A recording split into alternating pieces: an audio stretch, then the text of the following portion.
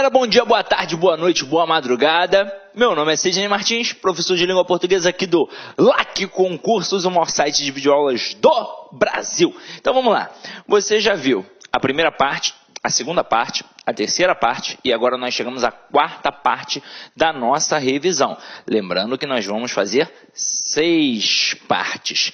E aí, pode ter certeza, mesmo que você não tenha feito o curso de teoria, só fez este, ainda assim, você terá uma ótima base para poder fazer a prova de língua portuguesa do SESP. E acredito também que nas outras disciplinas você também terá uma base muito boa, tranquilo?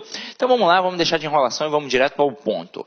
Agora a gente vai começar e a primeira questão que a gente vai fazer aqui é uma questão atrelada à crase. É sempre bom revisar a crase, afinal de contas, quando cai, eu não posso errar. Então vamos lá, ó. Primeira coisinha aqui para a gente poder revisar rapidinho, ó.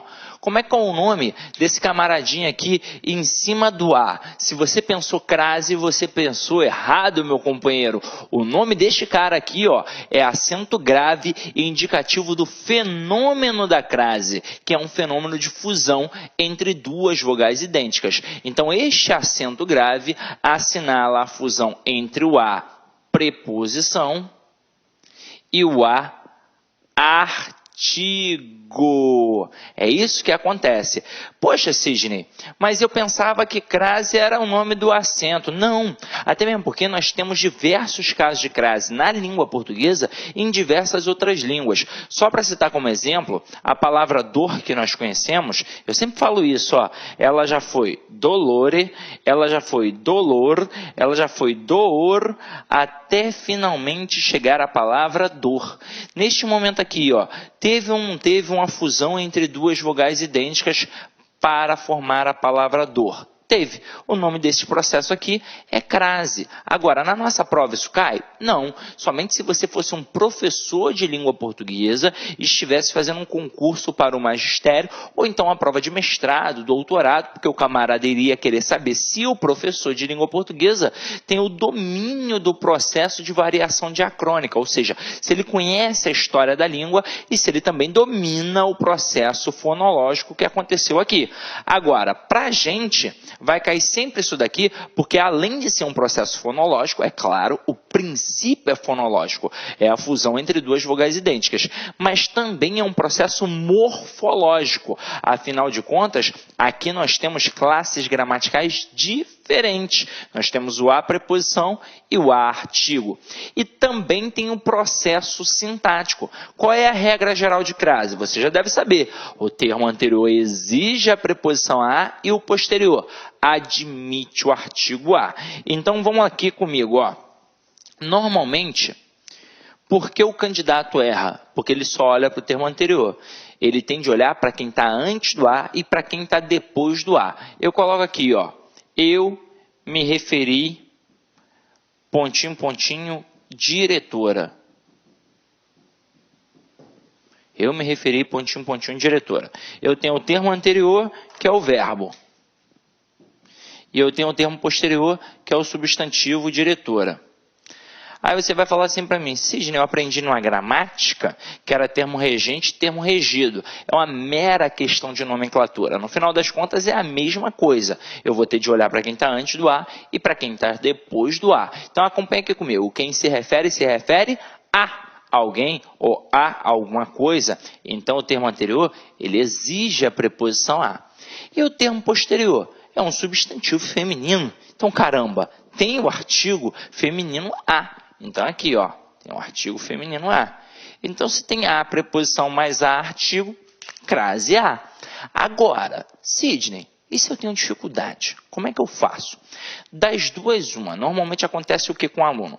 Ou ele consegue perceber que o termo anterior está exigindo a preposição, mas não consegue perceber que o termo posterior está admitindo o artigo, ou então ele não percebe nada. Então vamos trabalhar as duas perspectivas.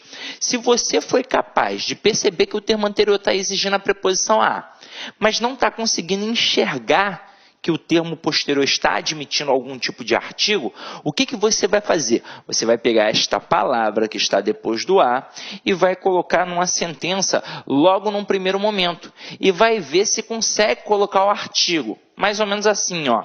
É possível pegar a palavra diretora e criar uma frase assim, ó. A diretora é bonita? É possível, não é possível? Então, na hora que eu disse a diretora é bonita, eu consegui colocar o artigo antes da palavra diretora? Consegui. Então, isso significa que a palavra diretora admite o artigo a. Então, matei que ali tem artigo. Portanto, se eu já sei que tem preposição a e agora eu passo a saber que tem um artigo a, então tem crase. Agora, Sidney, isso eu não sei é nada. O que eu vou fazer? Eu vou pegar a palavra feminina que vem depois do a e vou substituir por uma palavra masculina, como, por exemplo, no caso aqui, diretor. Aí agora eu vou perceber como vai ficar a sentença. Eu me referi, pontinho, pontinho, diretor. Como é que vai ficar? Eu me referi ao diretor. Aí, neste momento, lembra do macete que a professora ensinou para a gente na época da escola? Ela dizia que ao substituir o termo feminino pelo masculino, caso acarretasse a construção ao, nós teremos crase. Nós aprendemos como macete. Eu hoje só vou mostrar que nunca foi macete. Apenas foi uma constatação da regra geral. Porque na hora que eu coloco o ao, o que é este a aqui? Ele é uma preposição que foi exigida pelo termo anterior, porque quem se refere a alguém. Agora, o que é este o aqui? Ele é um artigo admitido pelo termo posterior. Agora, por que o artigo o? Porque o termo posterior, no caso aqui agora, é masculino. Então, tem o artigo o, que é masculino. Basta eu substituir o termo masculino por um termo feminino, que eu vou passar, ao invés de ter um artigo masculino, vou passar a ter o quê? Um artigo feminino a. Então, por isso eu tenho a crase. Até aí, tudo bem? Agora, Sidney, e se for uma palavra feminina no plural? Aí eu tenho aquele chamado ascraseado, não é, Sidney? É, meu companheiro. E o que é este ascraseado? Ele é a fusão da preposição a mais o artigo as.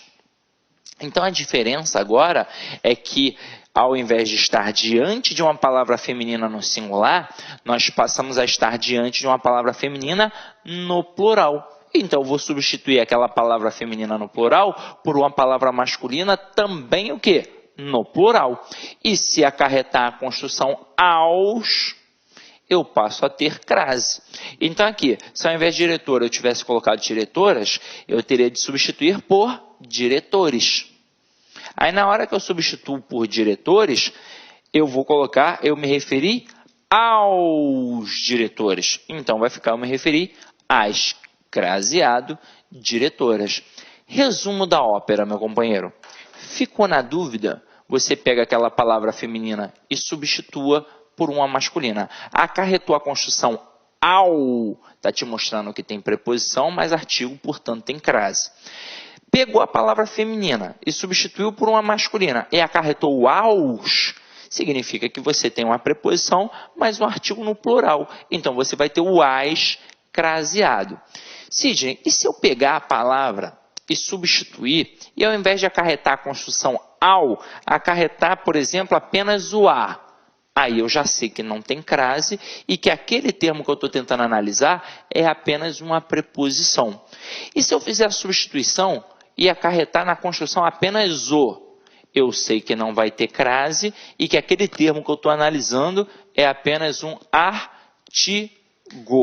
Tranquilo até aí? Agora, olha que bacana. Para mostrar como o processo funciona.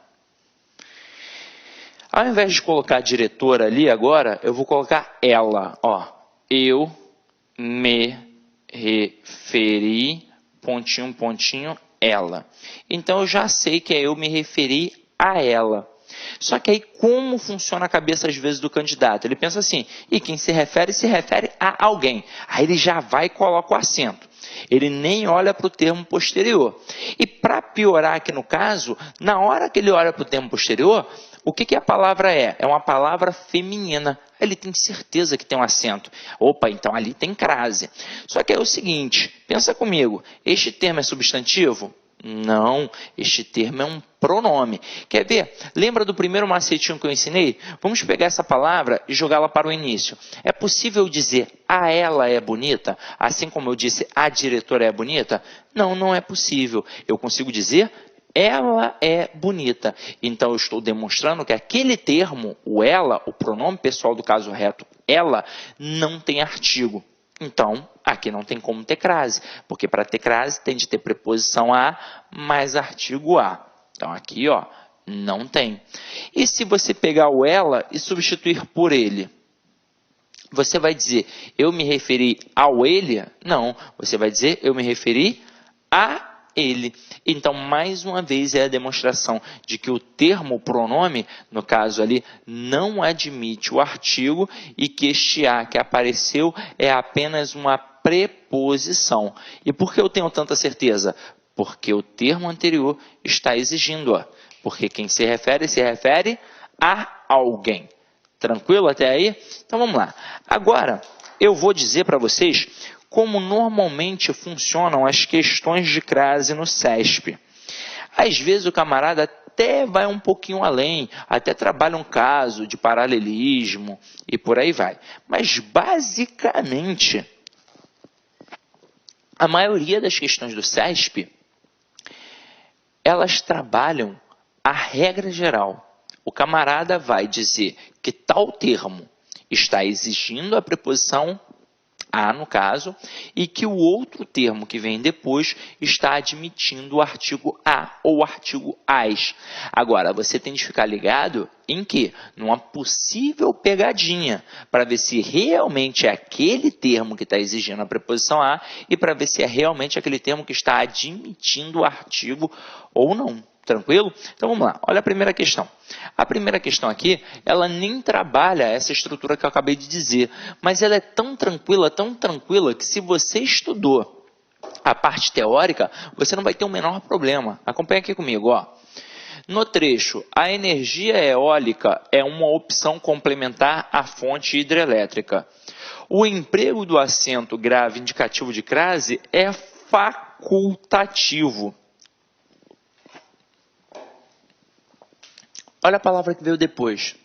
É a palavra fonte. Quando a gente pensa em crase facultativa, se você fez a turma teórica ou se já estudou isso numa gramática, num material em PDF, você já sabe que quando a gente fala na parte gramatical, só existem 3 casos de crase facultativa. Ou eu vou pensar no nome próprio feminino, ou eu vou pensar na preposição até, ou eu vou pensar no pronome possessivo feminino. Então aqui, ó, fonte. É nome próprio feminino? Não. Fonte é a preposição até? Não. Fonte é um pronome possessivo feminino? Não. Fonte é um substantivo. Agora, se não é nenhum desses 3 casos, eu posso pensar em crase facultativa? Simplesmente não. Então, aqui no caso, pode ter certeza que a crase é obrigatória. Ó. A energia eólica é uma opção complementar, nesse caso, complementar a alguma coisa. Aqui, a fonte hidrelétrica. Então, o termo anterior está exigindo a preposição a e o posterior está admitindo o artigo a. Se acontece esse fator de regra geral, a crase ali é, portanto, obrigatória. Então, a questão 21, ela está errada. Pode anotar aí no teu material. Agora, vamos lá.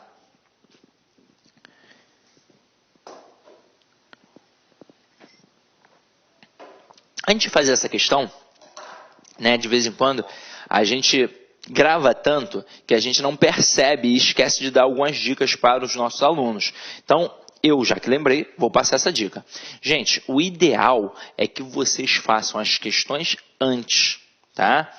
E que depois vocês vejam as correções. Até mesmo porque o CESP, ele trabalha o perfil dele o mesmo desde 2002. Então, se você tem o hábito de fazer questões anteriores, você já está com isso daqui afiado. Ou não, né? Sidney, poxa, eu até tentei, mas ainda não estou no ritmo. Gente, é questão de tempo. Quanto mais a gente exercita, melhor a gente fica. Tranquilo? Então, Sidney, caramba, assisti a aula e não consegui pegar muito. Talvez você ainda não esteja tão afiado. Quanto mais você assistir, quanto mais questões você fizer, mais afiado ficará e com certeza lá no dia vai tirar onda, tranquilo? Então vem aqui comigo, ó. Olha essa questão. No trecho tem se mostrado, deixa eu apagar aqui para não ficar poluído, ó. No trecho tem se mostrado cada vez mais vulnerável às mudanças, a substituição de as por a provocaria erro gramatical. E agora é o seguinte, essa questão aqui o camarada tem de estar ligado. Tem de ficar esperto, porque se você tiver um deslize, você vai errar. É uma questão que não testa o teu conhecimento, é uma questão que testa, além do conhecimento, a atenção. Então tem de estar muito ligado. E é o seguinte, eu estou pegando um as, que é a fusão da preposição a, mais o artigo as. E aí a palavra que veio depois desse as craseado foi a palavra mudanças, que é uma palavra feminina no plural. Então é por isso que tem ali o artigo as. Agora, o camarada está dizendo que a substituição de as por a provocaria erro gramatical. Então, basicamente, ele está pedindo para eu trocar esse as por apenas um a. Aí vamos pensar na estrutura. Tem se mostrado cada vez mais vulnerável. Se é vulnerável, aqui no caso é vulnerável a alguma coisa, então o termo anterior ele exige uma preposição a. Então eu poderia colocar uma preposição a ali. Então esse a que a gente está pensando agora é um a preposição. Caberia eu colocar um a artigo ali?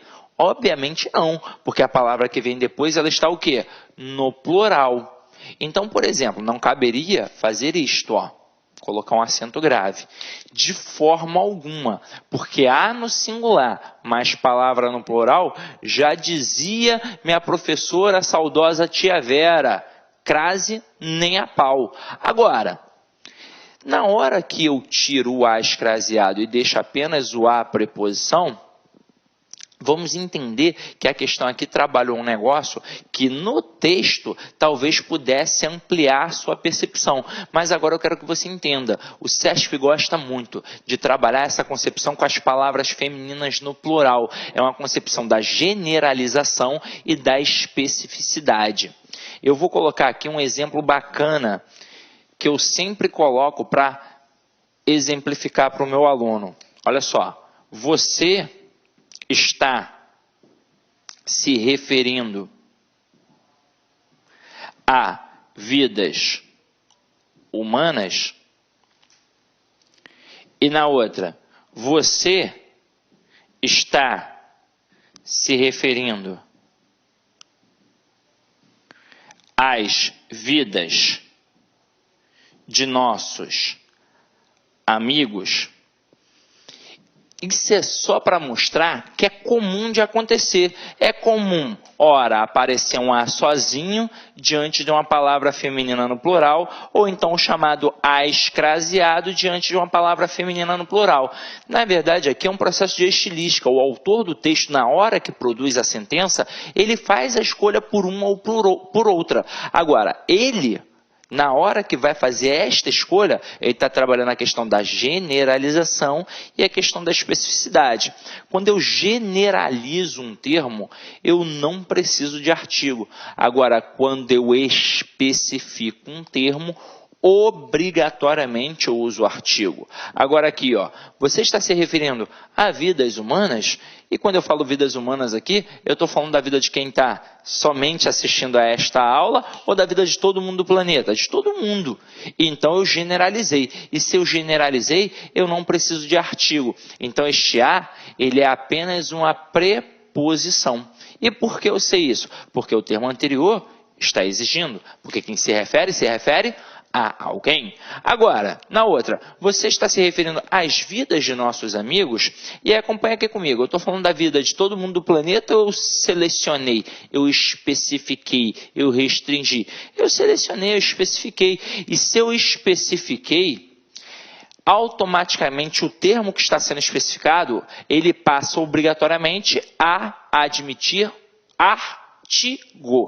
Então eu tenho o termo anterior aqui e o termo posterior aqui. Termo anterior pede a preposição a, porque quem se refere a alguém. E o tempo posterior é a palavra vidas que está especificada. Então, obrigatoriamente tem o quê? Artigo. Então, vamos lá. Só que eu posso botar o artigo a?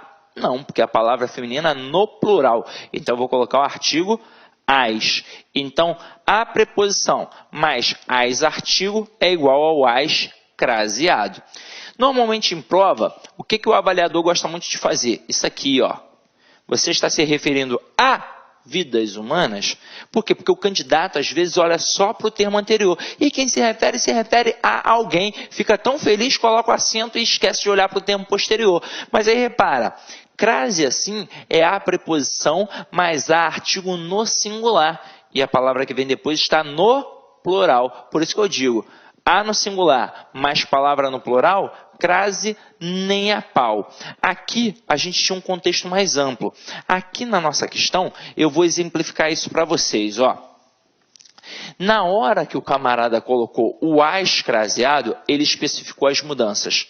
Então, já era certa aquela mudança, conhecida dentro daquele discurso.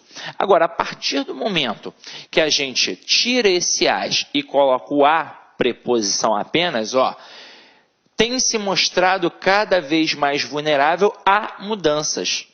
São quaisquer mudanças. Eu generalizei. Então, já que eu generalizei, eu utilizo apenas a preposição a. Se há esta possibilidade de especificar a mudança, ou então de generalizar a mudança, provoca erro gramatical? Não. Provoca até uma alteração de sentido. Mas erro gramatical? Não. Então, a questão 22, ela está errada. Pode marcar aí no teu material, tá? Agora vamos para a questão 23.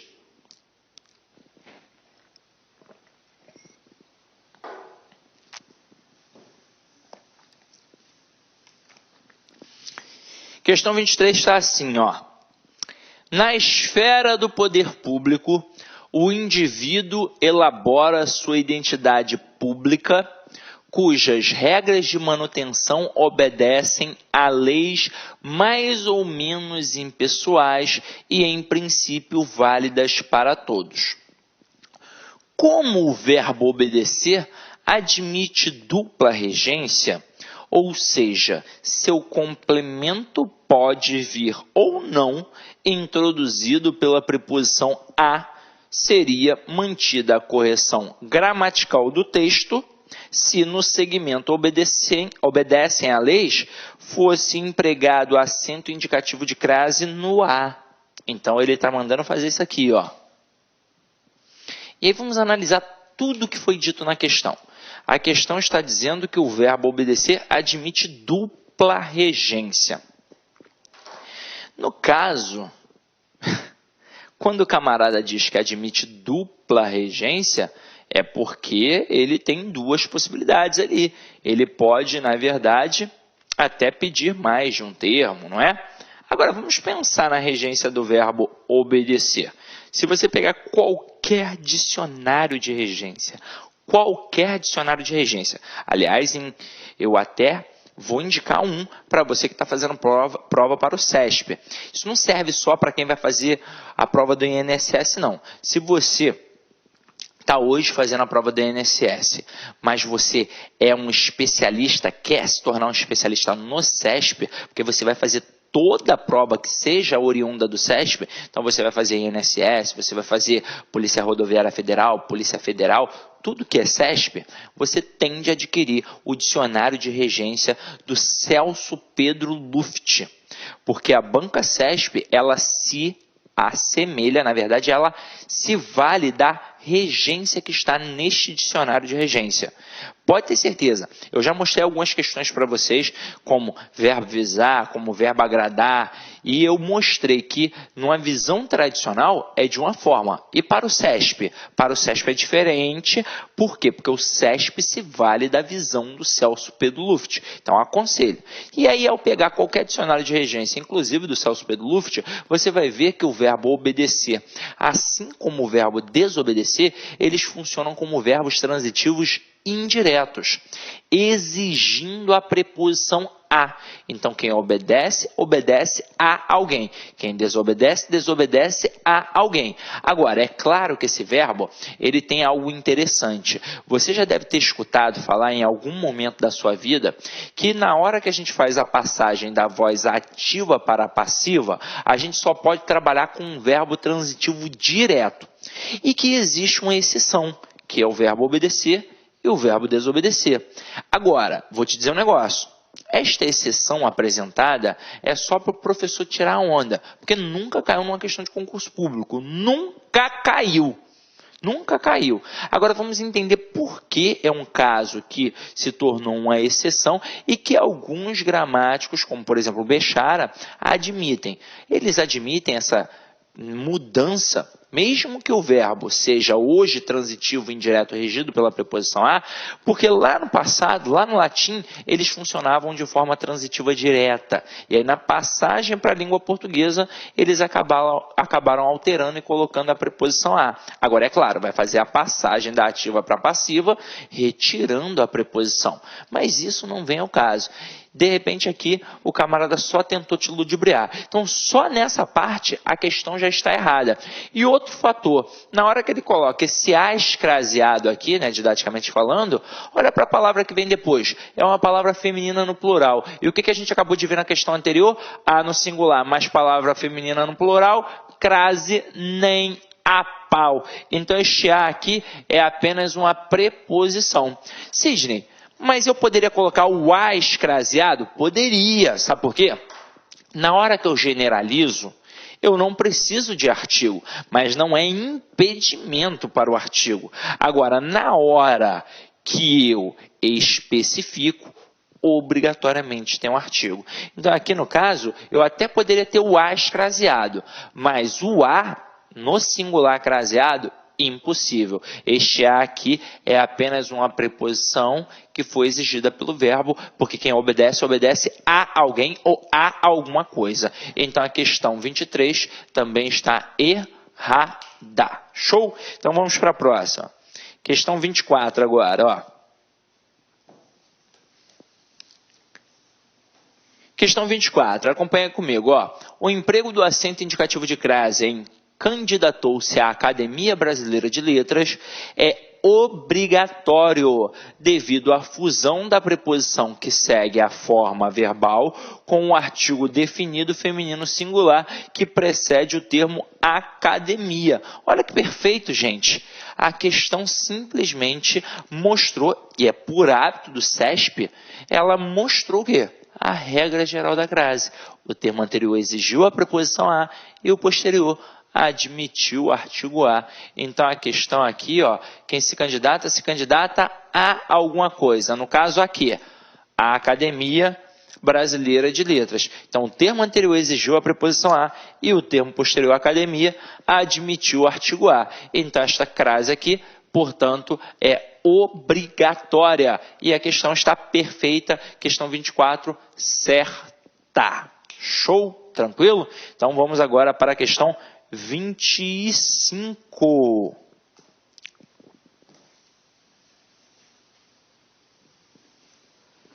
Olha só que questão bacana, ó. Mantém-se a correção gramatical e o sentido original no texto ao se substituir a no Brasil. Não há estudos específicos por existir. Então vamos lá, ó.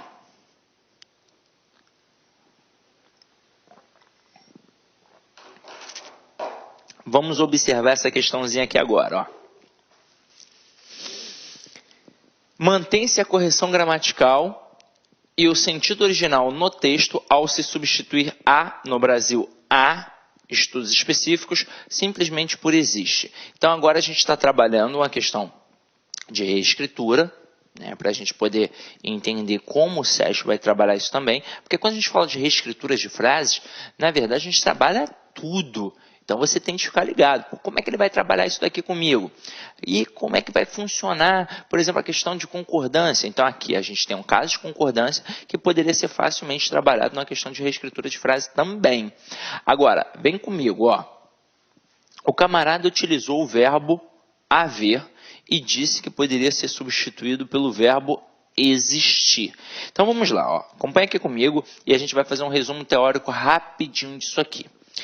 Quando a gente trabalha o verbo haver, no sentido de existir, ocorrer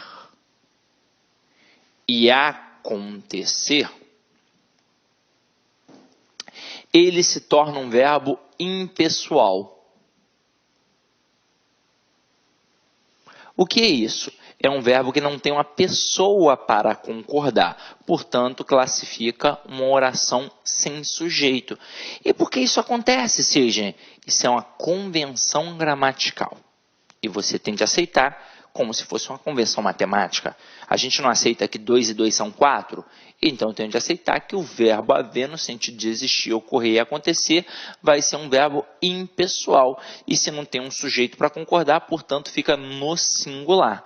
Agora, eu devo saber que o existir, o ocorrer e o acontecer são diferentes.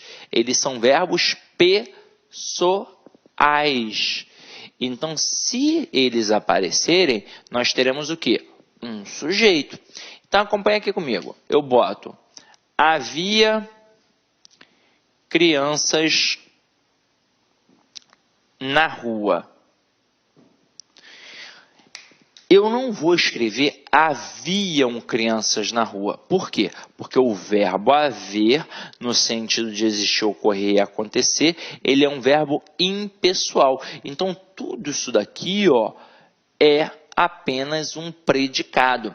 E se ele é impessoal, como é que eu vou classificar, por exemplo, o termo crianças? Se ele é impessoal, isso sempre vai acontecer. Ele vai funcionar como um verbo transitivo direto e o elemento relacionado a ele vai funcionar como um objeto direto. Até aí, tudo bem? Agora, e se eu pegar o verbo haver e substituir pelo verbo existir? Aqui, ó. O existir não é pessoal? Então, vai ficar: existiam crianças na rua. E agora, o termo crianças não vai mais funcionar como objeto direto, vai funcionar como sujeito.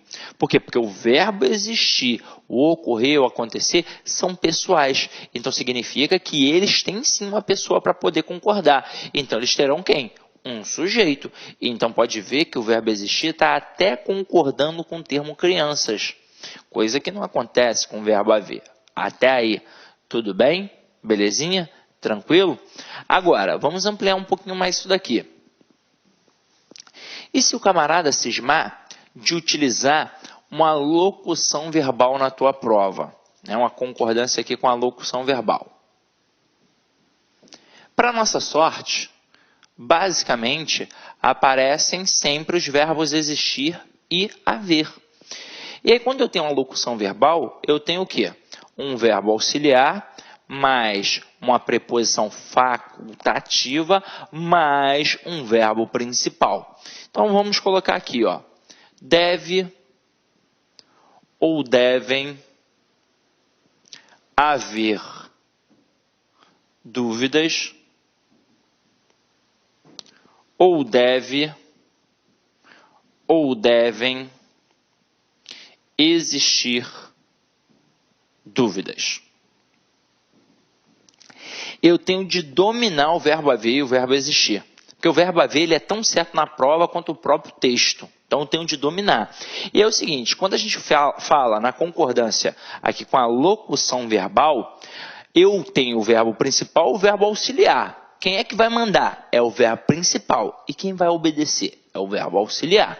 Então, olha aqui para o verbo principal. É o verbo haver. E o verbo haver, no caso, a gente já sabe que quando estiver no sentido de existir, ocorrer ou acontecer, é um verbo impessoal. Então, isso significa que a oração é sem sujeito. Tanto é que dúvidas vai funcionar como objeto direto. E se a oração é sem sujeito, tem por que alguém da estrutura verbal concordar com o termo dúvidas, que é um objeto? Não, não tem porquê. A oração é sem sujeito. Então, fica tudo no singular. Então, se o verbo principal é impessoal, o auxiliar fica no singular. Então, ficaria deve haver dúvidas.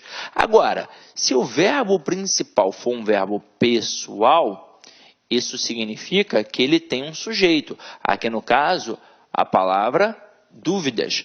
Então, alguém tem de concordar com a palavra dúvidas, meu companheiro. E quem vai concordar com a palavra dúvidas? O verbo auxiliar. Então, aqui no caso, vai ficar devem existir dúvidas. Show? Então, para você gravar, anota aí, ó. Bota assim, ó, observação. Anota assim, ó, da seguinte forma. Se o verbo principal for impessoal, vírgula, o auxiliar fica no singular. Ponto e vírgula. Se o verbo principal for pessoal, vírgula, o auxiliar vai concordar com o sujeito. E isso é importante, ó. Se ele vai concordar com o sujeito, não significa que obrigatoriamente fica lá no plural. Significa que ele vai concordar com o sujeito. Se o sujeito aqui estivesse no singular, por exemplo, tivesse só colocado dúvida, eu colocaria ali, ó, também no singular. Deve existir dúvida. Mas a partir do momento que o sujeito foi para o plural, já que o verbo é pessoal, o auxiliar tem de concordar com o sujeito. Então, por isso, a gente coloca o verbo também no plural. Devem existir dúvidas, mas não significa que é obrigatoriamente. Pescou? Tá tranquilo? Então, vamos lá. Agora a gente vai para a questão. Na questão, está dizendo que eu posso substituir o verbo haver pelo verbo existir. E, poxa, conceitualmente pensando, é claro que eu posso, porque o verbo haver, ele está no sentido de existência. Agora, a gente tem de observar se o termo ao qual o verbo vai fazer referência está no singular ou no plural. Porque com o verbo haver, não importa o que tem no entorno dele. Se ele está no sentido de existir, ele vai ficar no singular. Não importa se o resto está no plural. Agora, se for o verbo existir e tiver um referente no plural, ele tem de ir para o plural. Então, aqui, ó. No Brasil, não há o quê? Estudos específicos. O termo está ou não está no plural? Está. Agora eu pego e troco por existe. Ó, existe. Posso fazer isso? No Brasil não existe estudos específicos? Não, não posso. Eu até poderia colocar existem. No Brasil não existem estudos específicos. Agora, a questão pediu para eu trocar pelo existe. E não dá. Porque aqui tem sujeito e o verbo tem de concordar com o sujeito. Então, a questão está, ó, errada. Tranquilo? Então, vamos lá, ó. Então, galera, agora a gente vai para a questão 26. Acompanha aqui comigo, ó. Julgue o fragmento de texto apresentado no item abaixo quanto à concordância verbal. Então, olha que bacana. O camarada já me alertou que a gente vai fazer uma questão relacionada à concordância verbal. Aí ele colocou assim, ó, de acordo com o respectivo estatuto, a proteção à criança e ao adolescente não constituem obrigação exclusiva da família. Meu companheiro, falou de questão de concordância verbal e o camarada começa a recortar um fragmento no CESP, o que ele pode trabalhar? Duas coisas. Ou ele vai trabalhar um período muito longo, ou ele vai fazer uma inversão. Inclusive, isso serve não só para a questão objetiva, como também para a produção textual. É uma regra, né, quase assim, na totalidade dos professores de redação, dizer para o aluno que na hora que ele for produzir um texto, ele não pode produzir um período muito longo e que ele não pode fazer inversão. Está errado produzir um período muito longo? Não, não está errado. Mas eu estou fadado a cometer um erro de concordância verbal. Porque na escola a gente aprende que a concordância verbal é a relação entre o verbo e o sujeito. Aí o que o avaliador espertamente faz? Ele coloca uma frase muito grande, um sujeito grande, dentro do sujeito coloca várias palavras no plural e automaticamente ele deixa o verbo como? No plural. Aí você pensa, ué, está certo. Mas a verdade é que o verbo concorda com o núcleo do sujeito. E quem sempre vai ser o núcleo do sujeito? Sempre o substantivo sem preposição. Então, por mais que aquele sujeito seja enorme e nós tenhamos várias palavras no plural, se o núcleo do sujeito estiver no singular, como é que vai ficar o verbo? No singular. Então, é por isso que na hora da produção textual o professor pede para você produzir períodos curtos, para evitar o erro de concordância verbal e a gente sabe também para evitar o erro de pontuação, porque às vezes a frase é muito grande, a gente pensa que tem uma pausa de respiração ali, está com a vírgula, quando na verdade vírgula é processo sintático. Então, se o sujeito é grande, eu não vou colocar uma vírgula só para separar o sujeito do verbo, afinal de contas eu não posso separar o sujeito do verbo. Agora, por que a gente pede para não fazer inversão? Porque a inversão dificulta a avaliação. Então, imagina o camarada lendo a sua redação. A gente sempre produz na ordem direta numa prova de concurso público, porque é uma estrutura facilitadora. E quem foi que inventou isso? É mais fácil. Foi o Bechara? Não. Nós, qualquer falante comum da língua portuguesa, a gente não sabia nem pronunciar o verbo direito e a gente já utilizava na estrutura do sistema SVC na ordem direta. Primeiro o sujeito, depois o verbo, depois o complemento. A gente falava, eu sabo isso. Então, se isso facilita, na hora da escrita também vai facilitar. Então, se você faz inversões, pode dificultar ali a compreensão e o avaliador jamais vai pensar que o erro está nele. Ele vai pensar que o erro está em você. Então, é por isso que a gente opta pela sequência sujeito, verbo e complemento e num período curto. Agora, na hora da prova, o que o camarada vai fazer contigo? Um período longo ou às vezes inversões. Eu vou mostrar um exemplo aqui bacana, para a gente poder analisar isso daqui, ó. Coisas do CESP, tá? Coisas que o CESP gosta de fazer. Eu coloco assim, ó, o choro das crianças das comunidades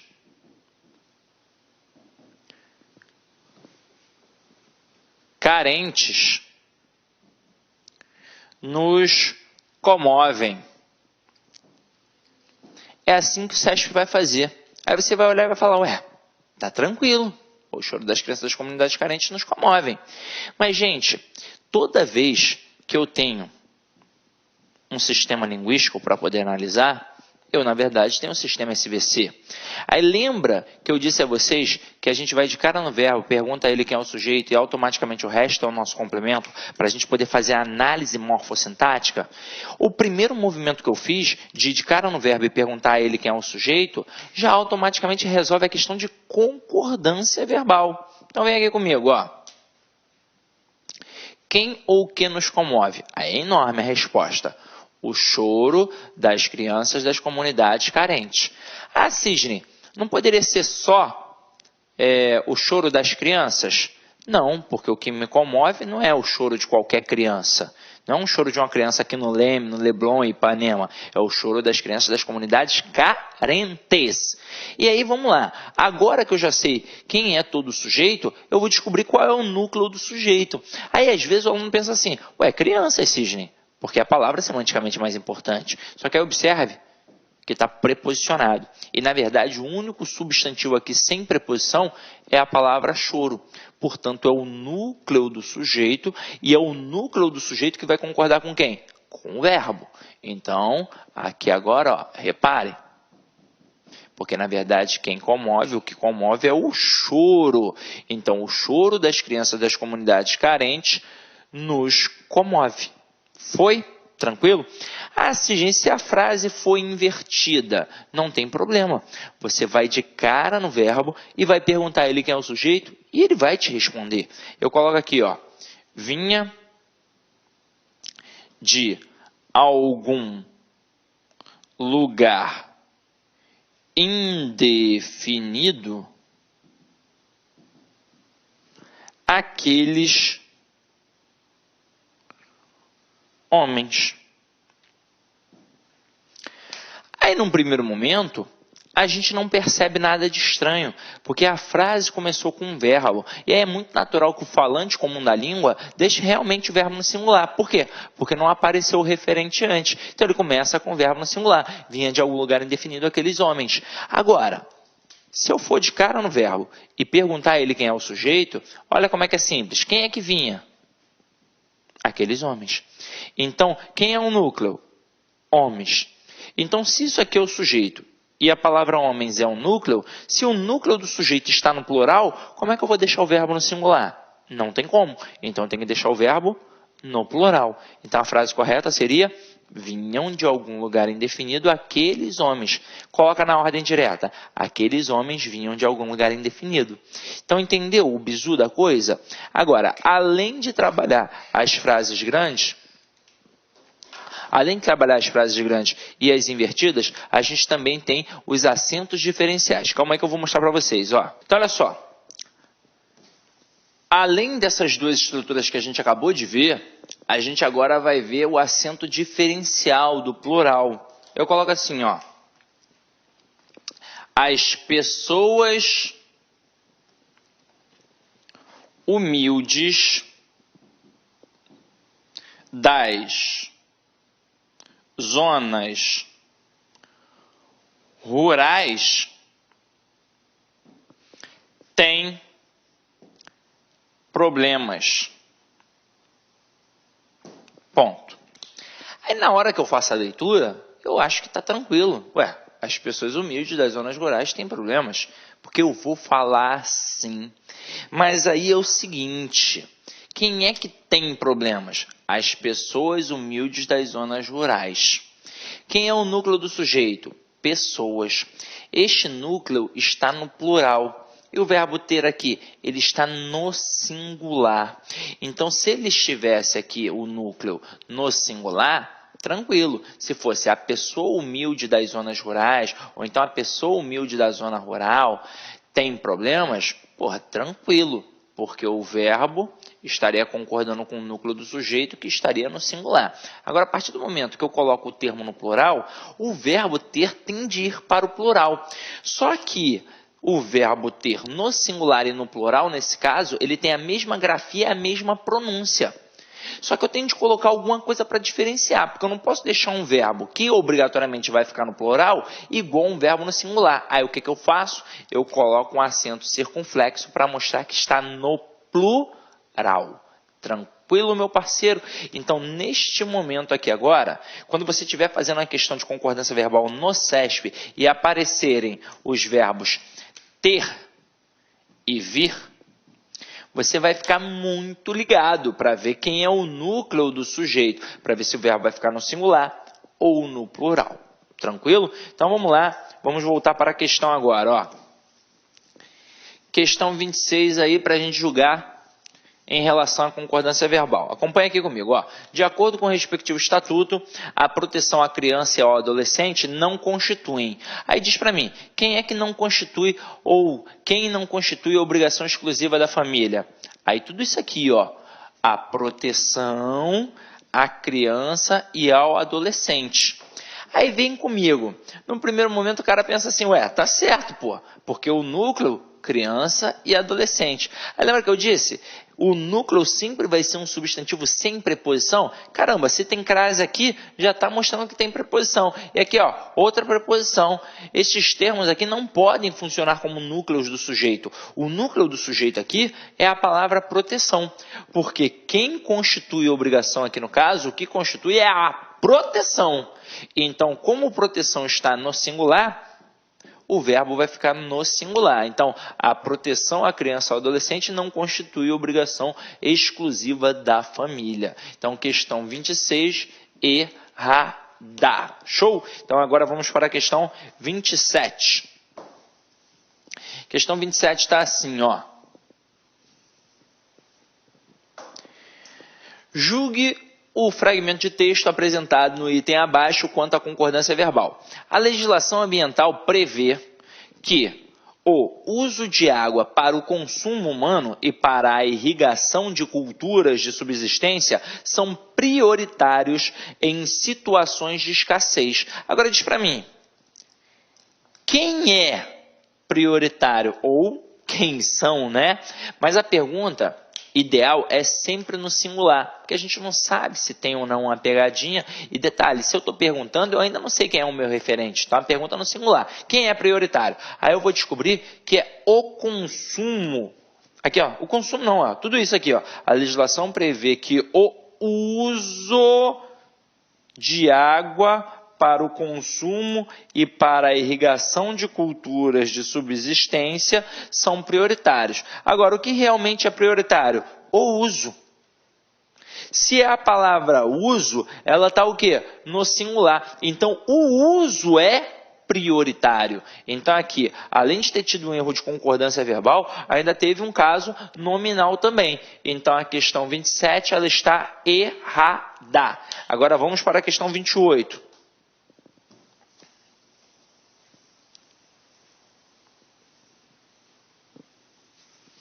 Vem aqui comigo, ó.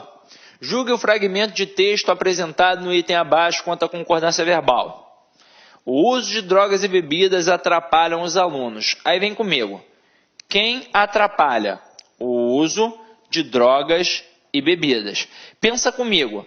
Sujeito simples ou composto? Se você falou composto, está errado.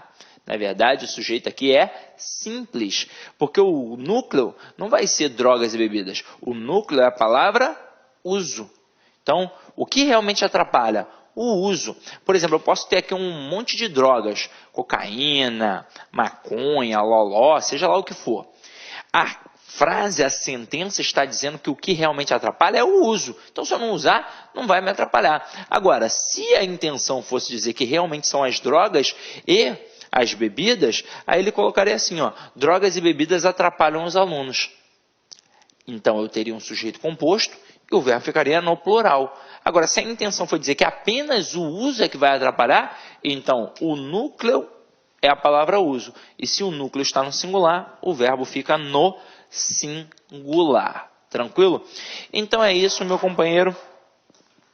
Avalie a aula aí, o quarto bloquinho, porque é sempre importante para a gente. Agora, uma dica que eu vou te dar. Você simplesmente não pode fazer a aula e não treinar.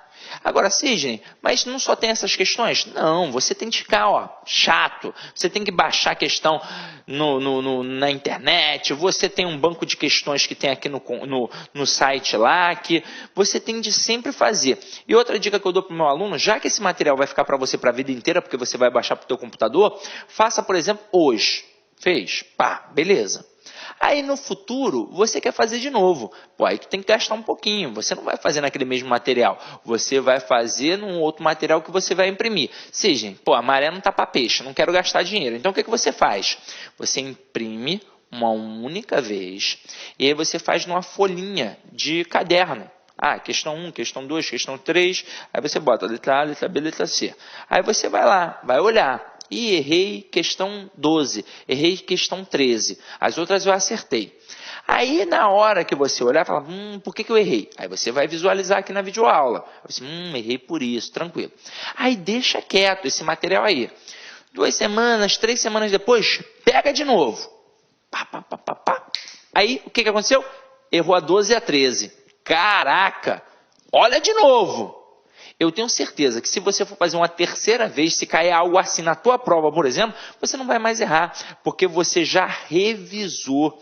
O ideal é sempre você voltar àquele conteúdo quantas vezes você puder, para ficar sempre bem competitivo, tranquilo? Então, meu companheiro, é isso. Até o quinto bloco, tá? Até daqui a pouco.